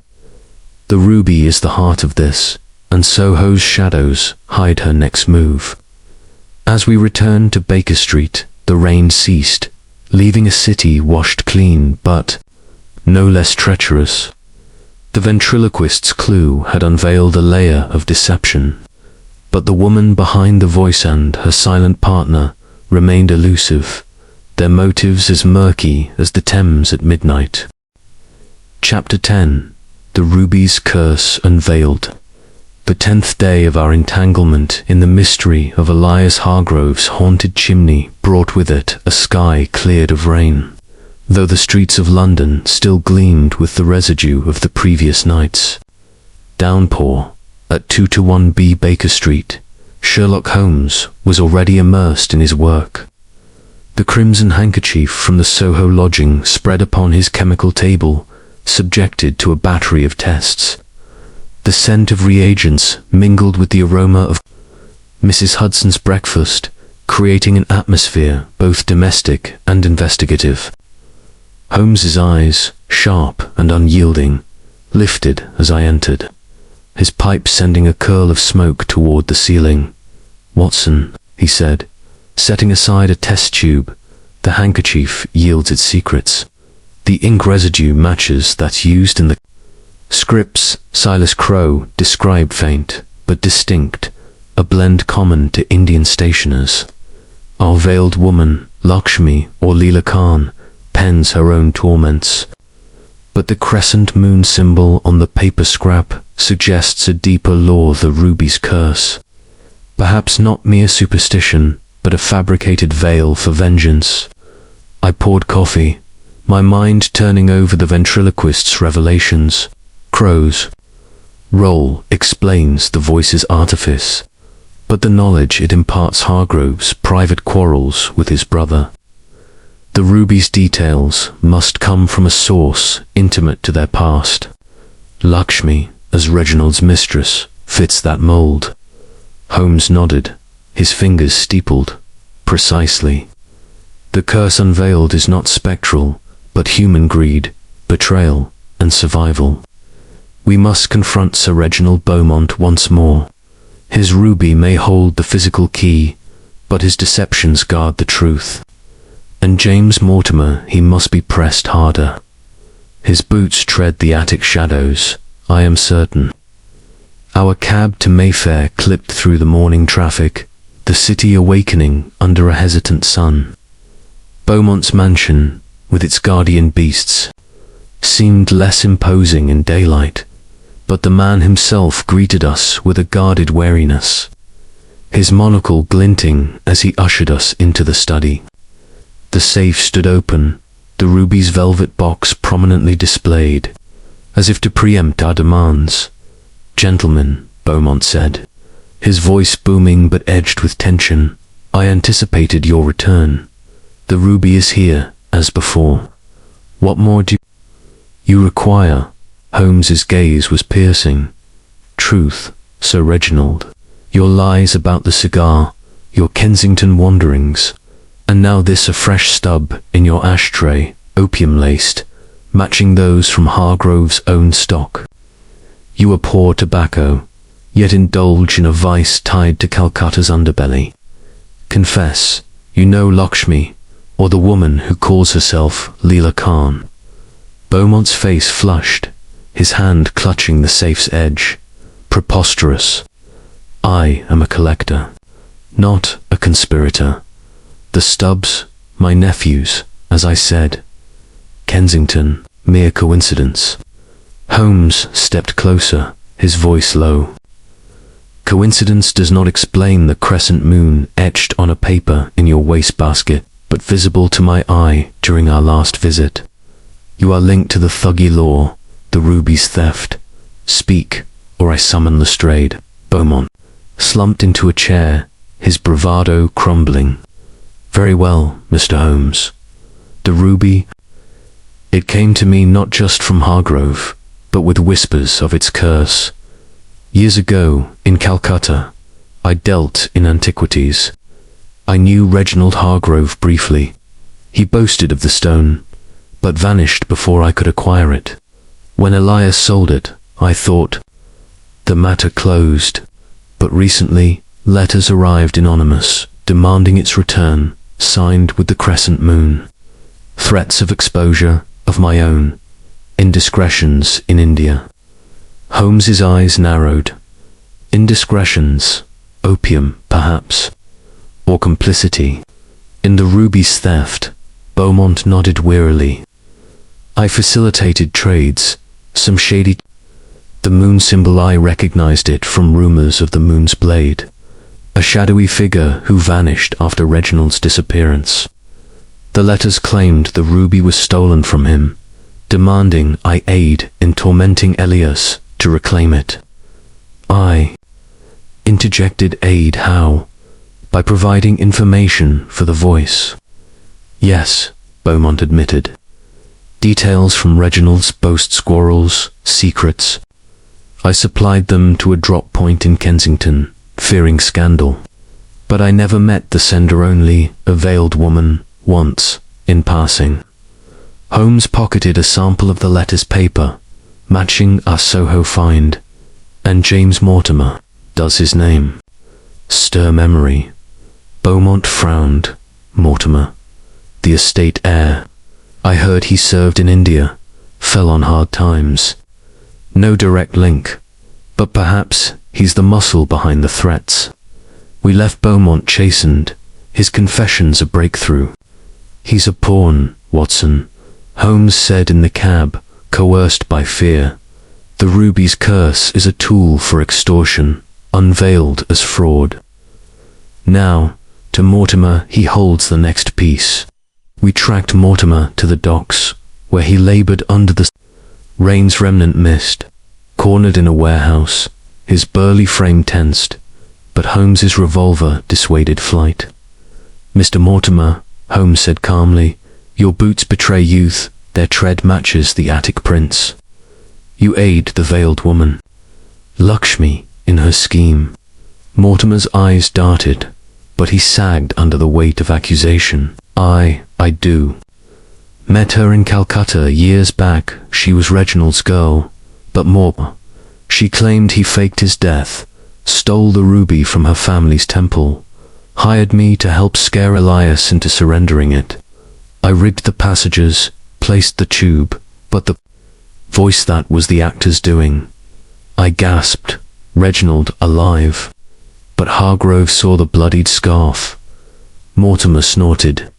A ruse, she said. Reginald fled deaths, left her to rot. She tracked the ruby here, used me for the rough work. The crescent moon, her signature, from her Thuggee blood-distant kin to the moon's blade, her father. Holmes's expression was triumphant. And Beaumont, how does he fit? She knew of his past, blackmailed him for secrets, planned to frame him if things went south. With Mortimer's confession, we summoned Lestrade, who took him into custody. Back at Hargrove's, we revealed the plot. Lakshmi, alive and vengeful, orchestrating the voice to reclaim the ruby, using Mortimer, Crowe, and Beaumont as tools. But a twist lingered Reginald's fate. Was he truly dead, or lurking in the shadows? Holmes examined the portrait anew. The eyes, Watson too alive for a dead man. Perhaps the curse unveils more than we know. As night fell, a figure emerged. At Hargrove's door veiled, but unmasked by Lestrade's men. Lakshmi, or Lilican, her face beautiful but hardened, confessed under Holmes's gaze. The ruby is mine by blood. Reginald betrayed me, faked his death, but I survived. The voice was justice. Yet she denied killing him, only driving Elias to madness. The curse, unveiled, was her invention, a blend of law and cunning. With her arrest, the chimney silenced, but Holmes mused, the ruby's fire burns on Watson. In Beaumont's safe, or a museum its curse may yet whisper. The case closed, but the echoes of that hoarse voice lingered, a testament to human frailty veiled as the supernatural. Chapter 11. The Resurrected Sibling. 11th day of our investigation into the spectral voice that plagued. Elias Hargrove dawned with a chill that seemed to seep from the very stones of London, as if the city itself recoiled from the revelations of the previous night. At 2-1B Baker Street, Sherlock Holmes sat by the fire, the glow casting sharp angles across his face as he sifted through the artifacts of our case, the crimson handkerchief, the forged letters, and the photograph of Reginald Hargrove, alive and disguised as a servant in Sir Reginald Beaumont's household. The air was thick with the scent of his pipe, its smoke curling like the tendrils of the mystery we had yet to fully unravel. Watson, Holmes said, his voice low and deliberate. The resurrection of Reginald Hargrove is a twist. I had not wholly anticipated, though the signs were there, the portrait's vitality, the passages known only to a boy of this house. But Lakshmi's role, her manipulation of brother against brother, suggests a deeper game. We must interrogate Reginald further and find her before she slips our net. I set down my coffee, my mind still reeling from the confrontation in Mayfair. Reginald's survival explains much, but Lakshmi's motives, greed, revenge, or both remain clouded. And those passages, Holmes, how could she know them unless Reginald himself betrayed their secret? Holmes's eyes gleamed. Precisely, Watson. Betrayal is the thread that binds this affair. Let us to Scotland Yard, where Reginald awaits, and then to Soho, where Lakshmi's trail grows cold. The cab ride to Scotland Yard was swift, the streets quiet under a sky heavy with impending rain. Inspector Lestrade greeted us in a cramped office, his desk buried under papers related to the Hargrove case. Reginald sat in a holding cell, his once defiant demeanor now subdued, his bearded face pale under the gaslight. Lestrade, chewing a pencil, nodded as we entered. Holmes, your man's been singing some, at least. Claims he's a victim, not a villain. Holmes took a chair opposite Reginald, his gaze piercing. Mr. Hargrove, your resurrection is remarkable, but your silence on Lakshmi's full intent is not. You faked your death, abandoned your brother, and now aid a woman who torments him. Speak plainly. What hold does she have over you, and where is she now? Reginald's hands clenched, his voice bitter. You think me the mastermind? I was a fool, Mr. Holmes. In Calcutta, I ran up debts gambling, opium, bad deals. The ruby was my salvation, but Elias wanted it sold. I staged my death blood from a cut hand, my scarf left in the slums to escape creditors. I fled to Bombay, lived as a shadow until Lakshmi found me 3 years ago. He paused, his eyes haunted. She was no mere dancer, as Elias thought. Her father was the moon's blade, a Thuggee leader who stole the ruby from a temple. When he died, Lakshmi swore to reclaim it, believing it her birthright. She learned of my survival, my hiding in Bombay, and threatened to expose me unless I helped her. When I returned to London, posing as Beaumont's valet to watch the ruby, she followed, demanding I use the house's passage's secrets I'd kept since childhood to haunt Elias. I leaned forward, incredulous. You tormented your own brother for her. Reginald's head bowed. Not for her, for survival. She promised me a share of the ruby's value, enough to clear my debts and vanish again. The passages were my idea, but the voice, the crescent moon, those were hers, through that actor, Crowe. Holmes's fingers drummed on the table, and the forged letters in Beaumont's safe. Your handiwork. No, Reginald said sharply. Lakshmi's. She used my knowledge of Elias's quarrels to craft them, planning to force him to yield his fortune. Beaumont was her pawn, too indebted to her father from old Calcutta trades. She blackmailed him into compliance. Holmes produced the crescent-marked paper from Soho. This is her signature, then. Where does she hide? Reginald hesitated, then sighed. She spoke of a safe house in Limehouse, near the docks. A place called the Black Lotus, a den for sailors and smugglers. She's cunning, Mr. Holmes, small, quick, and carries a dagger with that moon mark. Lestrade scribbled the address, dispatching men to Limehouse. Holmes, however, was not satisfied. Your boots, Reginald size 10, colonial tread. They match the attic prints, but Lakshmi's are smaller. Who else treads those passages? Reginald's eyes widened. No one, I swear. Only me and her. She's light-footed, climbs like a cat. The passages she mastered them, used them to slip. In and out. Holmes rose, his expression grim. We shall see. Lestrade, keep him secure. Watson, to Limehouse.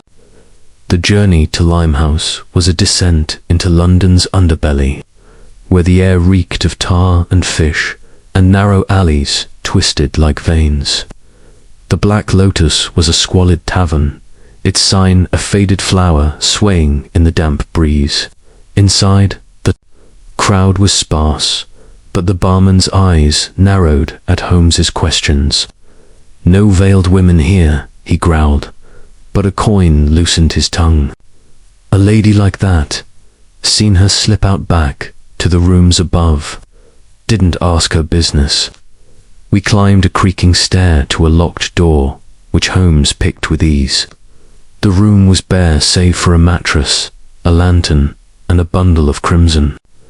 Silk another scarf, scented with sandalwood.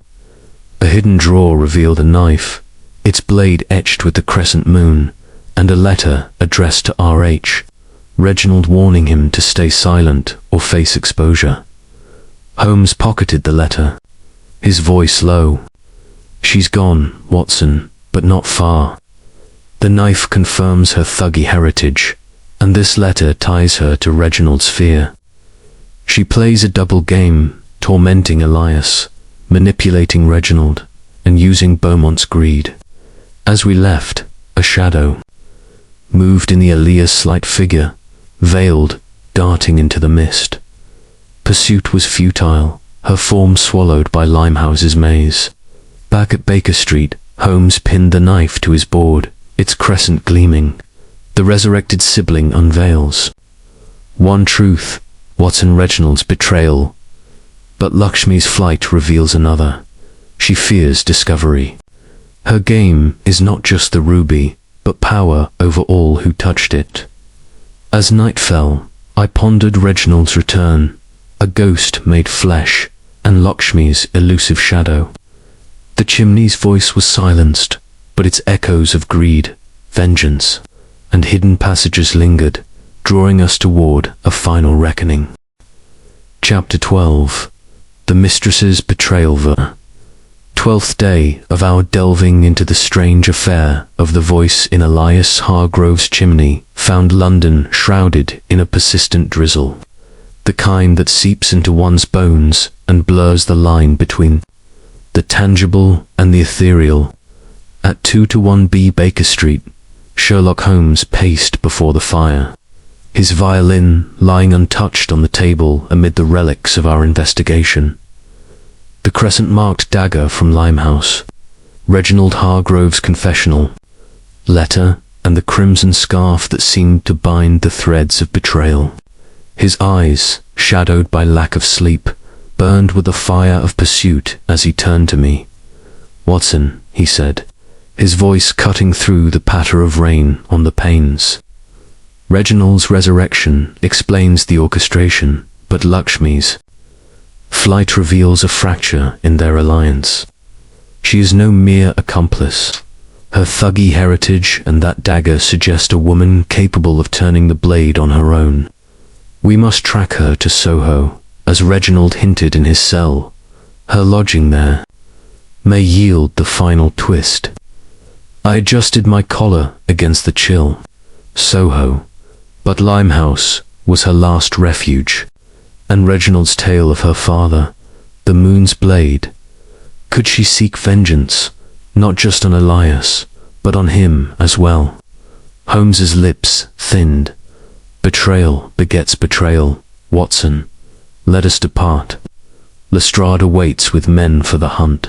Our cab splashed through the streets to Soho, where the lodging house stood as a sentinel of secrets, its windows fogged and dim. Inspector Lestrade met us at the door, his coat dripping, flanked by 2 constables. "Holmes," he said, tipping his hat, "your wire was urgent.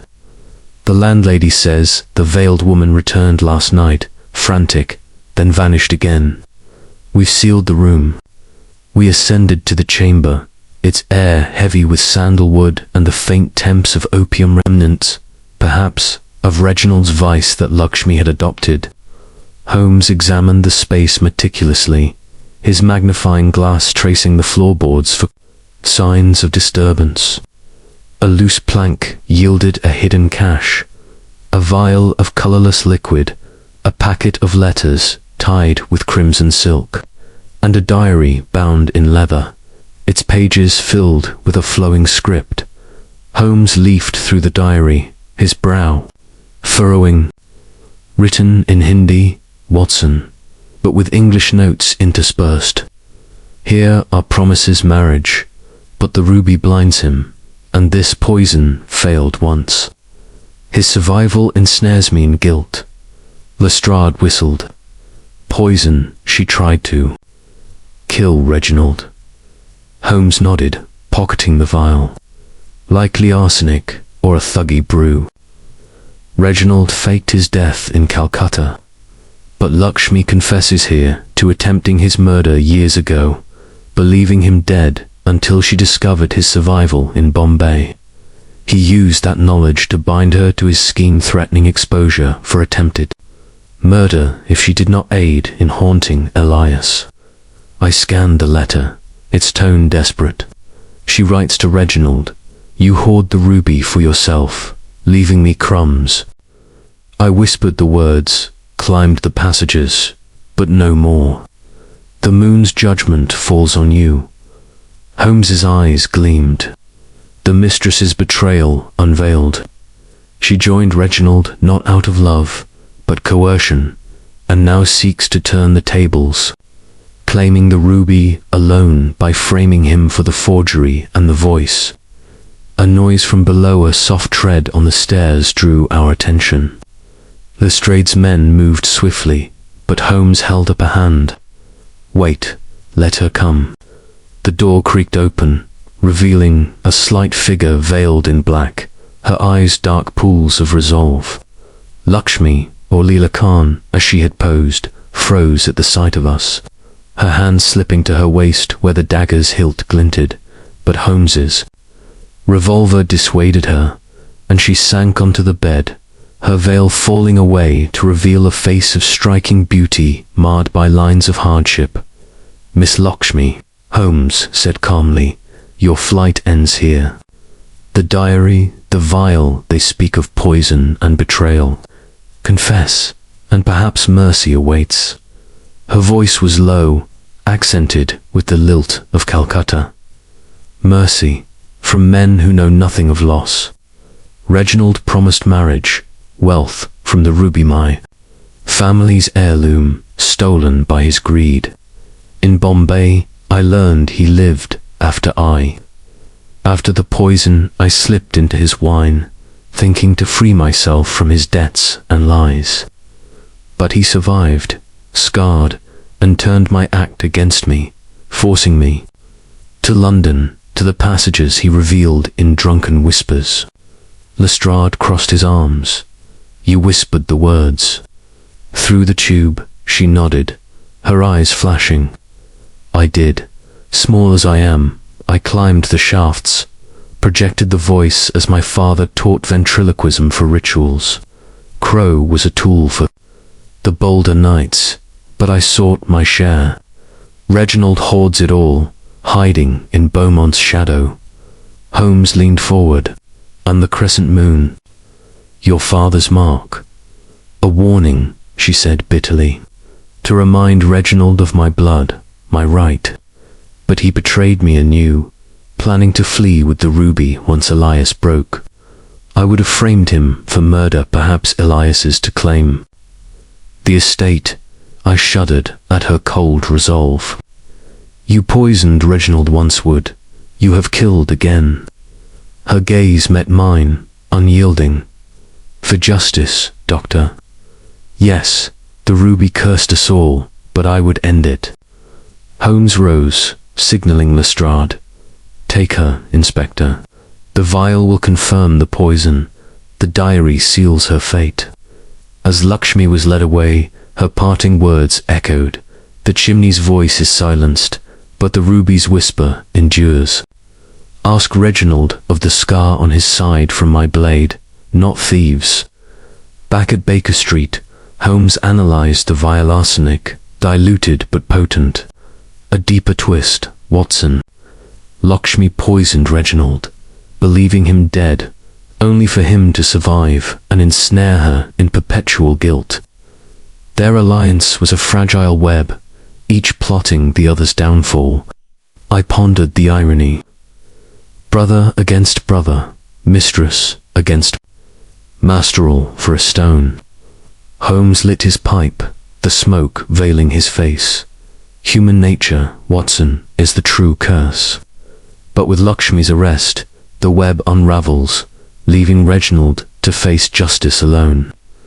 As the rain intensified, I chronicled the tale, marveling at how a whisper in a chimney had unveiled layers of betrayal, each more venomous than the last. Chapter 13. Confrontation in the Calcutta. 13th day of our involvement in the curious case of the voice in Elias. Hargrove's chimney brought with it a fog that descended upon London like a shroud, thick and impenetrable, muffling the sounds of the city and lending an air of unreality to the proceedings.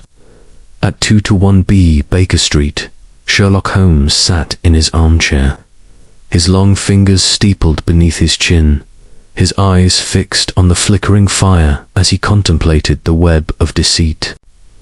We had uncovered the diary of Lakshmi, the arsenic vial, and the crescent-marked dagger lay upon the table, silent witnesses to the layers of betrayal that had been peeled away one by one. Watson Holmes said at length, breaking the silence, Lakshmi's confession illuminates much, but Reginald's role remains the pivot upon which this affair turns.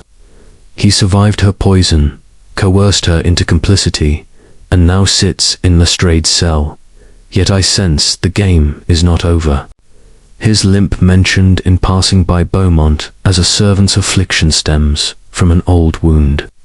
Perhaps from that Calcutta night we must lay a trap, for I suspect he has allies yet unaccounted for, and the ruby calls to them all. I stirred. From my own reflections, the weight of Lakshmi's words still heavy upon me. A trap, but Reginald is secured, and Lakshmi arrested. Surely the voice is silenced forever. Holmes's lips curved in a faint smile. Silenced perhaps, but echoes linger. Lakshmi's parting shot, that scar on Reginald's sides, suggests unfinished business. We return to Kensington, feigning departure to draw out any lingering shadows. Our plan was swiftly laid. We would announce to Hargrove our success, pack as if leaving, but conceal ourselves within the house to watch.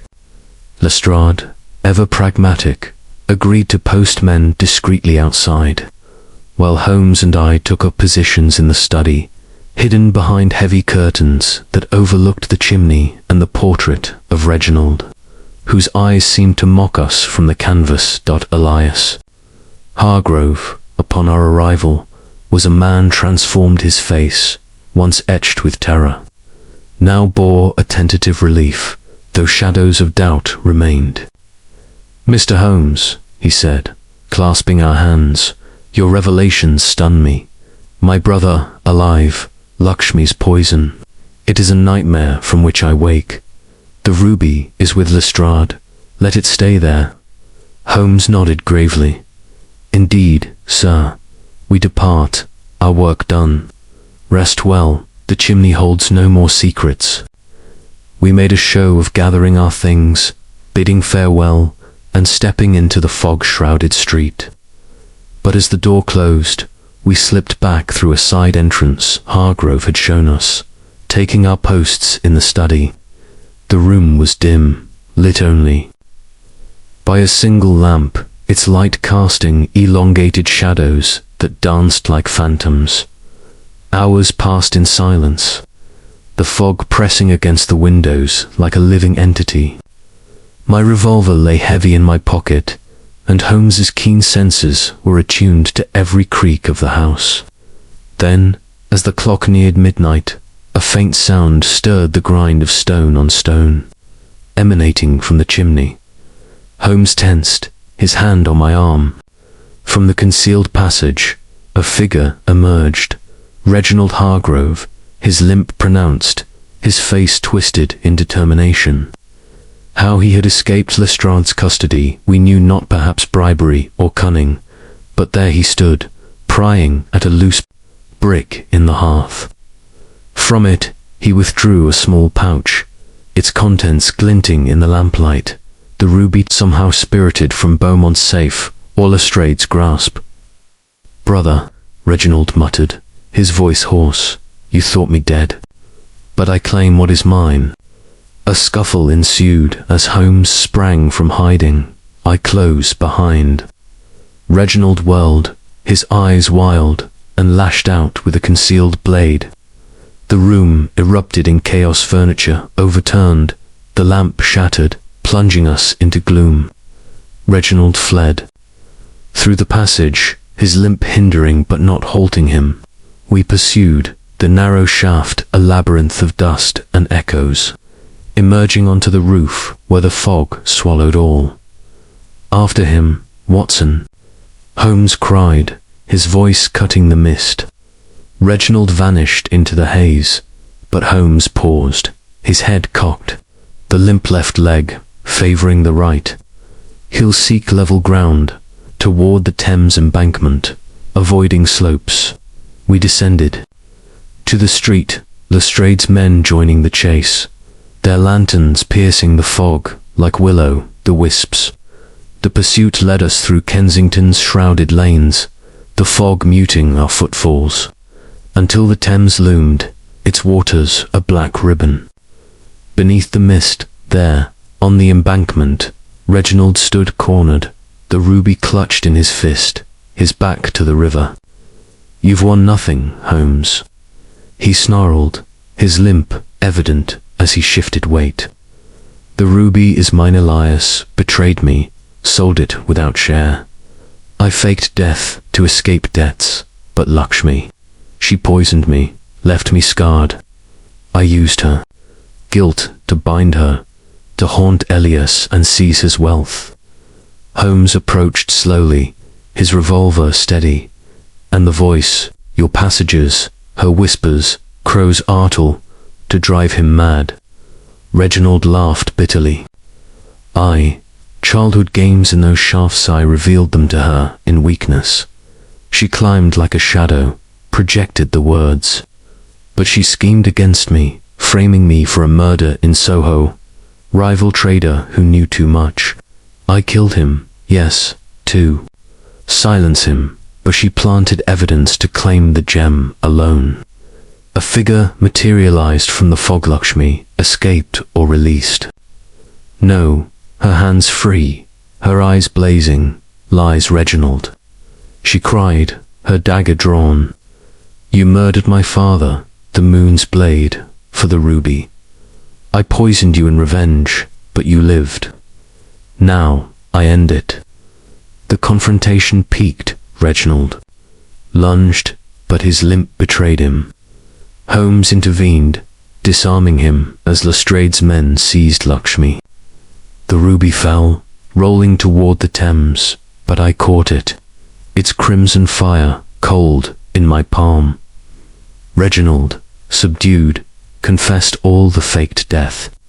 The murder in Soho to cover tracks, the haunting to ruin Elias and reclaim fortune.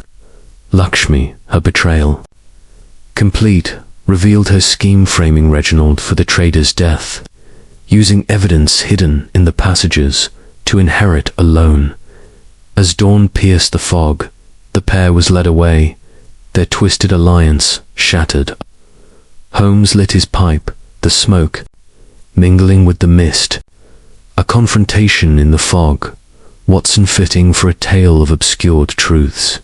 The ruby's curse, mere human avarice, unveiled at last. Back at Baker Street, I chronicled the events, marveling at how a whisper had led to this foggy clash, where siblings and lovers clashed in a dance of deceit. Chapter 14. Resolution and Reflection. The fog that had cloaked our confrontation on the Thames embankment lingered into the morning of the 14th day, a spectral veil that seemed reluctant to lift, as if the city itself mourned the unraveling of the dark secrets harbored within Elias Hargrove's chimney. At Scotland Yard, where Reginald Hargrove and Lakshmi were now securely held, the air was thick with the scent of damp stone and the murmur of constables going about their duties. Inspector Lestrade, his face a mask of professional satisfaction tempered by weariness, greeted Sherlock Holmes and me as we arrived to conclude the formalities of the case. "Holmes," Lestrade said, shaking his hand firmly, "you've done it again." Reginald's full confession came pouring out after Lakshmi's accusations: fraud, forgery, the murder in Soho to silence a witness who knew of his survival, and she attempted murder on Reginald years ago, complicity in the haunting, and plotting Elias's demise to claim the estate. The rubies secured in our vault, pending auction or museum donation.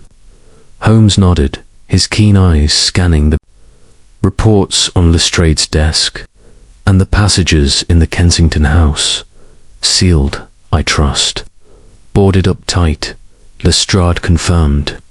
Hargrove's housekeeper, Mrs. Carver, was innocent, merely a Calcutta connection by chance. No ties to the plot. We proceeded to the cells, where Reginald sat in irons, his limp leg extended, his once fierce countenance broken. "Mr. Holmes," he said, his voice a rasp, "you've doomed me, but perhaps it's justice. I faked my death to flee debts, yes, but Lakshmi, she was the venom. Poisoned me in Bombay after learning I'd stolen the ruby from her father's hoard. I survived by chance, scarred, and used her guilt to force her aid. The voice was our tool," her whispers, my knowledge of the passages from boyhood games.